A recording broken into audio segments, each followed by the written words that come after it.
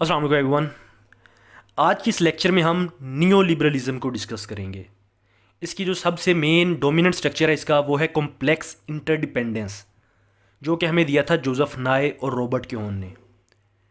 लेकिन इसकी चार और वेरिएशंस भी हैं, जिसमें हमारे पास है Republican liberalism, commercial liberalism, sociological liberalism और लिबरल इंस्टीट्यूशनलिज्म। कॉम्प्लेक्स इंटरडिपेंडेंस को डिस्कस करने से पहले हम इन चार वेरिएशंस को देख लेते हैं। ये आसान सी हैं और फिर हमारे लिए कॉम्प्लेक्स इंटरडिपेंडेंस को समझना भी इजी हो जाएगा। तो सबसे पहली वेरिएशन की बात करें जो कि है रिपब्लिकन लिबरलिज्म। ये बात करते हैं कि इनके लिए डेमोक्रेसी जो है वो बहुत ज़्यादा ज़रूरी है। लेकिन कैसी डेमोक्रेसी होनी चाहिए? ये कहते हैं कि ऐसी डेमोक्रेसी जिसमें मैक्सिमम पॉलिटिकल पार्टिसिपेशन हो, और ऑफ कोर्स उसमें फिर वुमेन्स राइट्स भी आ जाते हैं और ह्यूमन राइट्स भी आ जाते हैं, और जितनी भी तरह की सिविल लिबर्टीज़ हैं वो सब इसमें आ जाती हैं। लेकिन यहाँ पर सवाल उठता है कि आखिर क्यों ये कहते हैं कि भी इससे क्या फ़र्क पड़ेगा डेमोक्रेसी से। तो यहाँ फिर भी वही टेंडेंसी जो हमने पहले डिस्कस की थी कि democracies do not fight with each other, बल्कि वो कोऑपरेट करेंगी। यहाँ पर यह बात ज़रूरी रहे कि सिर्फ डेमोक्रेसी नहीं, सिर्फ इलेक्शन नहीं करवाने आपने, मैक्सिमम पॉलिटिकल पार्टिसिपेशन करवानी है। तभी जो आप स्ट्रक्चर बना लेंगे वो फाइट नहीं करेंगे बल्कि कोऑपरेट करेंगे। दूसरी फिर बड़ी वेरिएशन जो हमारे पास है वो है कमर्शियल लिबरलिज्म। ये कहते हैं जो आपकी मार्केट है ना वो कैपिटलिस्ट ओरिएंटेड होनी चाहिए। इसमें कोई अननेसेसरी बैरियर्स नहीं होने चाहिए। बैरियर्स दो तरह के होते हैं, जैसे कि टैरिफ्स और नॉन टैरिफ्स। तो कहते हैं कि ये नहीं होने चाहिए, बल्कि ओपन और फ्री मार्केट हो और साइमल्टेनियसली फ्री ट्रेड भी हो रही हो। जैसे कि इकोनॉमिक लिबरलिज्म है ना, सेम उसी तरह की है। जो कमर्शियल लिबरलिज्म है ना, ये इम्पैक्ट है ग्लोबलाइजेशन का। तो ये कहते हैं कि ज़्यादा से ज़्यादा ना मार्केट की आपस में कनेक्टिविटी होनी चाहिए, और जो स्टेट का रोल है मार्केट को कंट्रोल करने में वो कम से कम होना चाहिए। इसलिए जो कमर्शियल लिबरलिज्म है वो प्राइवेटाइजेशन की फेवर की बात करते हैं। इनका कहना है कि जितनी ज़्यादा प्राइवेटाइजेशन होगी उतनी फिर गवर्नमेंट की इंटरफेरेंस कम होगी। इसके बाद थर्ड वेरिएशन है हमारे पास सोशोलॉजिकल लिबरलिज्म। ये कहते हैं कि स्टेट जो है वो सिंगल हैंडेडली डिसीजन मेकिंग नहीं कर सकती। स्टेट के लिए पॉसिबल ही नहीं है, क्योंकि जिस तरह हमारे पास आईजीओज, एनजीओज और एमएनसीज और other non state actors emerge हो रहे हैं ना, तो ये स्टेट के लिए पॉसिबल ही नहीं है कि वो यूनिलेटरली एक्ट कर सके, क्योंकि जो प्रॉब्लम्स हैं उनकी नेचर ग्लोबल लेवल की है। तो कोई सिंगल स्टेट उनको एड्रेस नहीं कर सकती, उन इश्यूज़ को, उन प्रॉब्लम्स को। और ये बात जस्टिफाई भी होती है, जैसे कि क्लाइमेट चेंज या ये ग्लोबल वार्मिंग का इशू था, ये सबसे पहले हाईलाइट किया था वॉम्पर्स ने, वर्ल्ड ऑर्डर मॉडल प्रोजेक्ट ने। तो स्टेट अकेले एक्ट इस फोरम से नहीं कर सकती। तो हाँ, यहाँ पर ये कहते हैं कि स्टेट का रोल इंपॉर्टेंट है, लेकिन अब इसके साथ साथ आपको जो दूसरे नॉन स्टेट एक्टर्स हैं उनको भी देखना पड़ेगा। ये इस चीज़ की बात करते हैं। इसके बाद जो हमारे पास चौथी वेरिएशन है वो है लिबरल इंस्टीट्यूशनलिज्म, जिसकी हमें सबसे ज़्यादा मैनिफेस्टेशन नज़र आती है। ये कहते हैं कि स्टेट की अब इनकैपेसिटी है कि वो एक्शंस ले सके। अगर आपको उस ग्लोब में ज़्यादा से ज़्यादा बेनिफिट हासिल करने हैं ना, तो ये तब भी पॉसिबल होगा जब आप इंटरनेशनल इंस्टीट्यूशंस के थ्रू एक्शंस लेंगे। तो यहाँ पर एक बात माइंड में रहे कि यहाँ ऑर्गेनाइजेशन और इंस्टीट्यूशन में डिफरेंस है। जो ऑर्गेनाइजेशन है ना, यहाँ पर आप फोरम बना देते हैं और फिर वहाँ से आप पॉसिबिलिटीज़ डेवलप करते हैं। लेकिन इंस्टीट्यूशन बनते ही तब हैं जब आप ऑलरेडी स्टैंडर्ड सेट कर चुके हों। अब बस आपको उन स्टैंडर्ड्स को अबाइड करवाना है।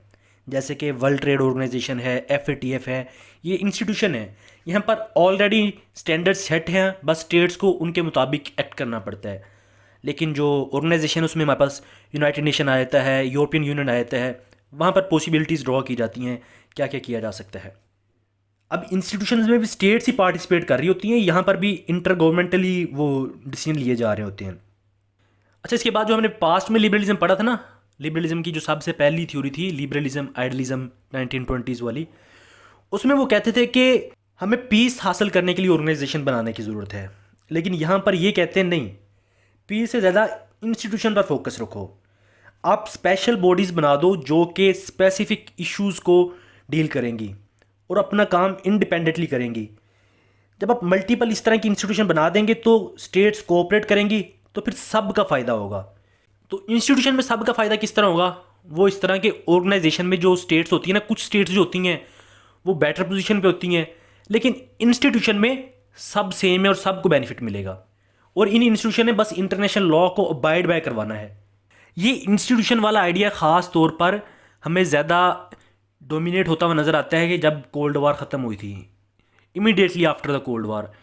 अब ये थ्योरी तो 1970 से चलती आ रही थी, आइडिया तो मौजूद था, लेकिन ज़्यादा डोमिनेट तब भी हुआ जब कोल्ड वार ख़त्म हुई, तब फिर इंस्टीट्यूशंस की इंपॉर्टेंस और ज़्यादा बढ़ गई। अब नियो लिबरलिज्म की जो मेन स्ट्रक्चर है, जो मेन आइडिया है जिस पे ये थ्योरी डिपेंड कर रही है, वो है कॉम्प्लेक्स इंटरडिपेंडेंस। बेसिकली जो हमने पिछले लेक्चर में नियो रियलिज्म पढ़ा था, उसमें भी हमने स्ट्रक्चर की बात की थी। उसमें हमारे पास दो स्ट्रक्चर्स थे जो कि डोमिनेट करते थे, जिसमें था एक अनार्की और दूसरा था पावर। लेकिन नियो लिबरलिज्म में जोसेफ नाय और रॉबर्ट केहोन का ख्याल है कि जो डोमिनेटिंग स्ट्रक्चर हैं, जो स्टेट को कंपेल करते हैं, वो है कॉम्प्लेक्स इंटरडिपेंडेंस। तो अगर इस आइडिया को कॉन्टेक्चुअलाइज करें तो इंटरडिपेंडेंस पास्ट में भी हमने इस्तेमाल किया है, पास्ट में भी ये यूज़ होता रहा है। जैसे कि हमने लिबरलिज्म की जो पहली थ्योरी थी उसमें हार्मनी ऑफ इंटरेस्ट की बात की थी, याद है ना, जो जर्मी बेंथम ने दिया था आइडिया। तो उस वक्त उसने कहा था कि लोग वॉर नहीं चाहते बल्कि ट्रेड चाहते हैं, जिससे इंटरडिपेंडेंस बनती है और हार्मनी ऑफ इंटरेस्ट होता है, हमारे इंटरेस्ट जो हैं वो हार्मोनाइज्ड हो जाते हैं। लेकिन अब ये मॉडर्नाइज्ड जो इरा है ना, ये ग्लोबलाइज्ड वर्ड है, इसमें ये वर्ड फ्रीक्वेंटली यूज़ होता है इंटरडिपेंडेंस का। तो बेसिकली ये एक सिचुएशन है जहाँ पर स्टेट और नॉन स्टेट एक्टर्स, चाहे कोई भी हों, जैसे कि ऑर्गेनाइजेशंस हैं, इंस्टीट्यूशंस हैं, एमएनसीज हैं, जितनी भी हैं, ये डिपेंडेंट हैं एक दूसरे पर, एक दूसरे के एक्शन दूसरों पर प्रोफाउंड इम्पैक्ट डाल रहे होते हैं, इतने इंटरडिपेंडेंट हैं ये एक दूसरे पर।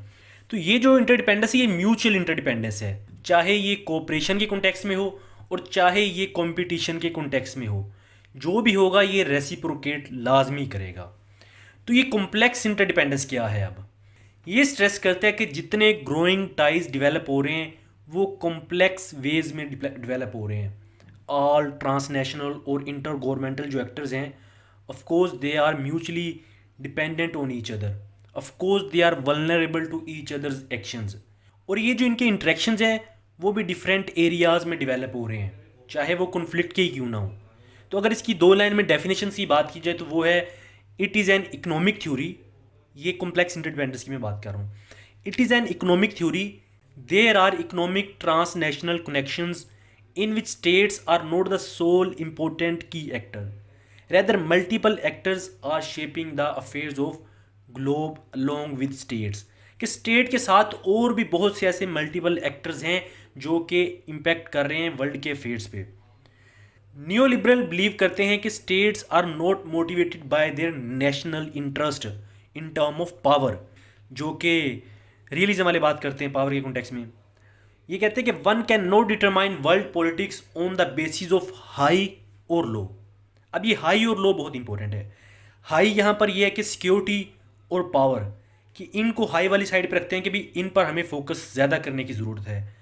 और जो लो वाले हैं उसमें हमारे पास आ जाता है इकोनॉमी आ जाती है, सोशल इश्यूज़ आ जाते हैं, इन्वायरमेंटल प्रॉब्लम्स आ जाती हैं, और बाकी जितने भी ग्लोबल इश्यूज़ हैं वो लो में आ जाते हैं। तो अब ये न्यू लिबरल कहते हैं कि आप इस तरह नहीं आप कर सकते, इनको हाई और लो में डिवाइड नहीं कर सकते।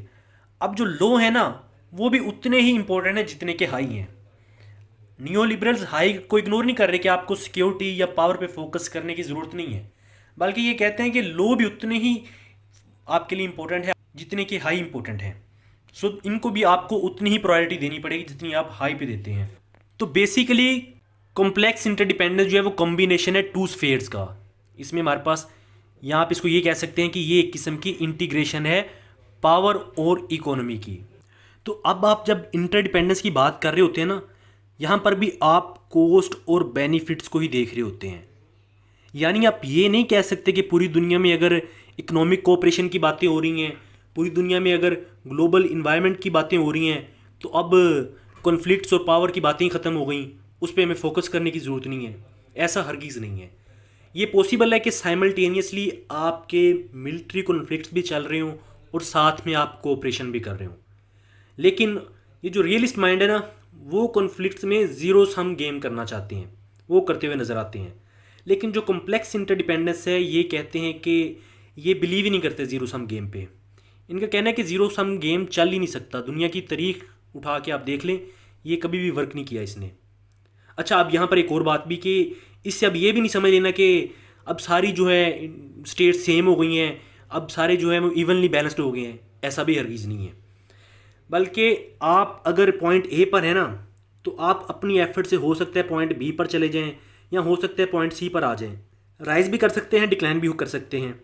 लेकिन अगर आप पूरे सिस्टम में कनेक्ट होकर चल रहे हैं और इसके बगैर, जैसे कि पॉसिबल ही नहीं है ये जो न्यू लिबरलिज्म वाले कहते हैं, तो आपका सफ़र चाहे स्लो पेस पर चले लेकिन आप चलते जाएंगे। आपको इस चीज़ की गारंटी है कि आप जब म्यूचुअल कोऑपरेशन करेंगे तो आपको बेनिफिट मिलेंगे ही मिलेंगे। तो ये इस कॉन्टेक्स्ट में बात करते हैं कि आज के इरा में हम म्यूचुअली इंटरडिपेंडेंट हैं, कॉम्प्लेक्स इंटरडिपेंडेंस के जो स्ट्रक्चर है वो डेवलप हो चुके हैं, जिसकी वजह से हम कोऑपरेशन करेंगे ही करेंगे। चाहे हमारे कॉन्फ्लिक्ट्स चल रहे हों, स्टेट्स को आपस में कोऑपरेट करना पड़ेगा। एक दूसरे के एक्शंस जो हैं वो दूसरों पर इम्पेक्ट करेंगे ही करेंगे, क्योंकि हर चीज़ एक दूसरे पर इंटरडिपेंडेंट है। अब यहाँ पर कॉम्प्लेक्स इंटरडिपेंडेंस की कुछ कैरेक्टरिस्टिक्स हैं, उनको भी डिस्कस कर लेते हैं। सबसे पहली है कि मल्टीपल चैनल्स। ये कहते हैं कि इंटरनेशनल रिलेशंस जो हैं वो मल्टीपल चैनल्स के थ्रू हो रहे होते हैं, सिर्फ स्टेट्स के कॉन्टेक्स्ट में नहीं हो रहे होते, बल्कि इंटर स्टेट, ट्रांस गवर्नमेंटल और ट्रांसनेशनल हो रहे होते हैं। अब ये तो ऑपोजिट हो गया उस आइडिया के जो कि हमने पहले पढ़ा था कि यूनिटरी स्टेट एक्ट करती है, ये असम्पशन जो रियलिज्म वालों ने दी थी। अब ये कहते हैं कि सोसाइटीज़ जो हैं वो मल्टीपल चैनल्स के थ्रू इंटरेक्ट कर रही हैं। अभी तक हमने जो आईआर देखी, जहाँ अब तक हमने प्रीवियसली जो आईआर में देखा है, उसमें सिर्फ हमने फॉर्मल इंटरेक्शंस की बात की थी कि स्टेट दूसरी स्टेट्स के साथ, ऑफिशियल्स दूसरे ऑफिशियल्स के साथ। फिर कुछ इनफॉर्मल इंटरेक्शंस भी तो हैं, ये भी तो हो रही हैं ग्लोब में, जैसे MNCs, development bank, world bank, Asian development bank या क्रेडिट रेटिंग एजेंसीज, ये भी स्टेट्स के साथ इंटरेक्ट कर रही हैं। ये किसी के ताबे तो नहीं है ना किसी स्टेट के, तो स्टेट एग्रीमेंट्स भी करती हैं इनके साथ, डीड्स भी साइन कर रही हैं, कर सारे अपने इंटरेस्ट को पूरा रहे हैं। लेकिन अब फोकस सिर्फ और सिर्फ फॉर्मल इंटरेक्शंस पे नहीं होगा। इन फॉर्मल इंटरेक्शंस का अब क्या करना है, जैसे कि अगर एग्जांपल के तौर में आपको बताऊं कि स्टेट प्राइवेट आर्म डीलर्स के साथ भी तो डील करती हैं। लॉकहीड मार्टिन जो अमेरिकन कंपनी है वो ताइवान को आर्म भी सेल करती है। अब इस इंटरेक्शंस को कैसे देखेंगे, ये किस लिबरलिज्म या रियलिज्म में आएगा? ये कॉम्प्लेक्स इंटरडिपेंडेंस है, मल्टीपल चैनल्स हैं, मल्टीपल चैनल्स के थ्रू कनेक्शंस हो रहे हैं। अच्छा, यहाँ पर एक क्वेश्चन ज़हन में आता है कि अगर ये जो इनफॉर्मल इंटरेक्शंस हो रहे हैं कंपनीज करती हैं, ये तो स्टेट्स के अप्रूवल के साथ होते हैं। अगर किसी कंपनी ने किसी दूसरे ग्रुप के साथ अपनी कोई साइन करना है डील, तो उसमें एक स्टेट की इजाज़त लेती है, तभी इंटरेक्शंस करती है। पर ये भी ज़रूरी नहीं है। आप देखते हैं कि आईटी सेक्टर्स में अमेरिकन चीखते रहते हैं कि ये क्या कर रहे हो, ये क्या कर रहे हो, ना करो, लेकिन स्टेट के लॉज को वायलेट किए बगैर अपने इंटरेक्शंस बना रहे होते हैं वो। अगर आप स्टेट के लॉज को वायलेट नहीं कर सकते तो आप किसी के साथ भी इंटरेक्शंस कर सकते हो। अब अमेरिकन को आईटी सेक्टर में बड़ा दुख है चाइना से रिलेटेड, लेकिन वो कुछ नहीं कर सकते उसमें, तो ये भी तो इनफॉर्मल इंटरेक्शंस में आते हैं ना। इसलिए अब इसको कॉम्प्लेक्स इंटरडिपेंडेंस ने आके एड्रेस किया था कि ये मल्टीपल चैनल्स के थ्रू हो रही होती है हमारी इंटरेक्शंस। इसके बाद जो दूसरा कैरेक्टरिस्टिक है वो है एब्सेंस ऑफ हियरार्की। अब कॉम्प्लेक्स इंटरडिपेंडेंस के कॉन्टेक्स्ट में कोई हियरार्की नहीं होती इश्यूज़ के दरमियान। मतलब कि एक तरफ होते हैं डोमेस्टिक इश्यूज़ और एक तरफ होते हैं फॉरेन इश्यूज़, इनके दरमियान दर्जाबंदी नहीं है। आपके जो डोमेस्टिक इश्यूज़ हैं उनका इम्पैक्ट आपके फॉरेन इश्यूज़ पर हो सकता है। ये सेपरेट लाइंस पर वर्क ही नहीं कर सकते, इनके दरमियान जो डिवाइडिंग लाइन है ना वो बहुत ज़्यादा ब्लर्ड है। अब आप ये नहीं कह सकते कि military security will always dominate, आप ये नहीं कह सकते।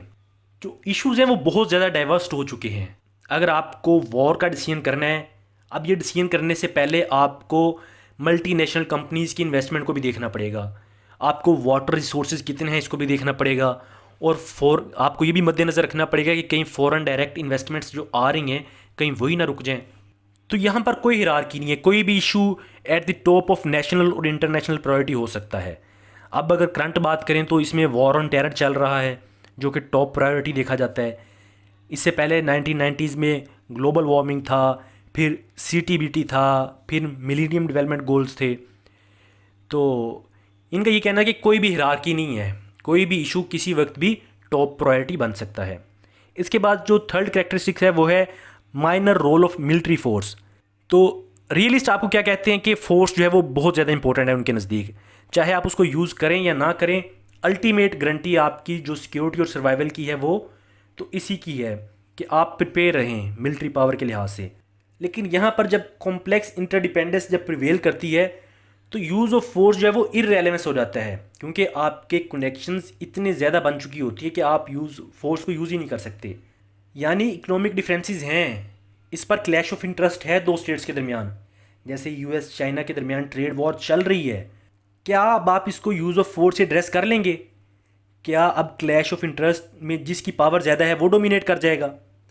क्या ये यूज़ ऑफ फोर्स में चले गए? नहीं हुआ ना ऐसा कुछ भी। लेकिन अब यहाँ पर ये भी नहीं है कि भी आप कॉम्प्लेक्स इंटरडिपेंडेंस जो है वो इग्नोर कर रही है यूज़ ऑफ फोर्स को, नहीं, बल्कि उसको मिनिमाइज़ कर रही है, माइनर कर रही है, मेजर रोल नहीं दे रही। तो आज के दौर में जो इकोनॉमिक वॉरफेयर हैं, इकोलॉजिकल वॉरफेयर हैं, हाइब्रिड वॉरफेयर हैं, साइबर इश्यूज़ हैं, तो क्या अब आप इनको यूज़ ऑफ फोर्स से एड्रेस कर सकते हो, इनका सोल्यूशन निकाल सकते हो? नहीं निकाल सकते हैं। इसलिए कहते हैं कि जितनी ज़्यादा इंटरडिपेंडेंस बढ़ती जाएगी उतना यूज़ ऑफ फोर्स कम होता चला जाएगा। तो ये हमारे पास इसी 3 करैक्टरिस्टिक्स थी। होप्स हो कि आपको लेक्चर इन्फॉर्मेटिव लगा होगा।